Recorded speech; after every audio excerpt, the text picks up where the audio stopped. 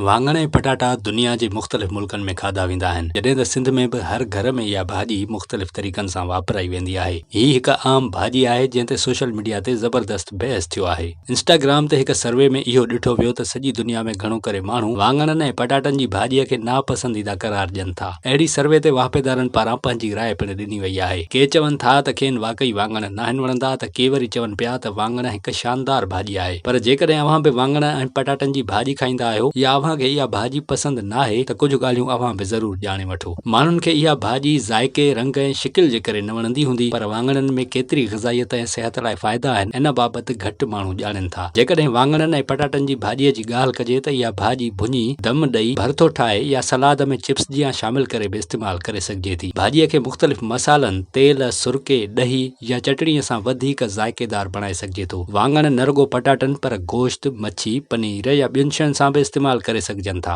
पटाटनि ऐं वांगणनि जी भाॼीअ में folate, calcium, iron, magnesium, potassium, fibre ऐं एंटी ऑक्सीडेंट हूंदा आहिनि, जिन सां असांजे जिस्म ते हकारी असर पवनि था। इन्हनि जो इस्तेमालु असांजी अखियुनि, दिलि, दिमाग़, जिगर, गुर्दनि लाइ फ़ाइदेमंद, जॾहिं त कोलेस्ट्रॉल जी सतह में बि बहितरी आणे थो ऐं असांजो मिज़ाज बहितर करे थो। वांगणनि में हिकु अहिड़ो मादो थींदो आहे जेको निकोटीन जहिड़ो आहे। उनखे निकोटीन आइड चवंदा आहिनि। इहो मादो सिगरेटनि जे ज़हर जे ख़िलाफ़ मददगार साबित थी सघे थो। हिकु तहक़ीक़ मूजिबि पटाटनि ऐं वांगणनि जी भाॼी रोज़ खाइण सां सिगरेटनि जी आदत बि छॾाए सघिजे थी। पटाटा ऐं वांगण कुदरती भाॼी आहिनि ऐं मुख़्तलिफ़ बीमारियुनि खां बचाईंदा आहिनि। जेतोणीकि इहा अणवणंदड़ भाॼी सम्झी वई आहे, पर इहा हिकु बहितरीनु ग़िज़ा आहे। इहा ग़िज़ा असांजी सिहत खे मुख़्तलिफ़ तरीक़नि सां फ़ाइदा ॾिए थी ऐं असांखे इहा भाॼी खाइणु बिल्कुलु बंदि न करणु घुरिजे।